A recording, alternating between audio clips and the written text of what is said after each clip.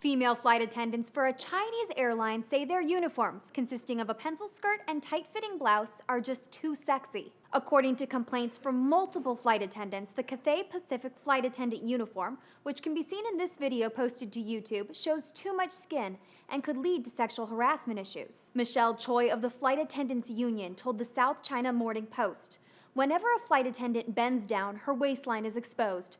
We believe the company intentionally does this to make us look a bit sexier and to let the passengers see more." Flight attendants believe their uniform, which was introduced back in 2011, is responsible for an increase in the number of sexual harassment incidents that have been reported. In 1 out of every 10 flights, a female flight attendant for Cathay Pacific will experience problems with sexual harassment, according to NBC. And the Cathay Pacific flight attendants aren't the only ones who've been harassed by passengers. The Huffington Post reports 27% of Hong Kong flight attendants have been sexually harassed on flights in the past year.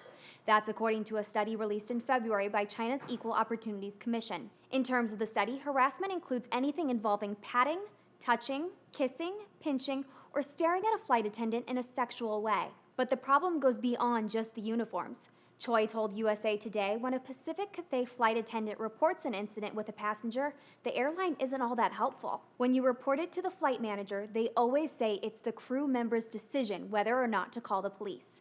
They tell you, it's your decision. Do you want to delay the flight by calling the police? Cathay Pacific told the South China Morning Post the airline has already modified the uniforms after employees complained in 2011.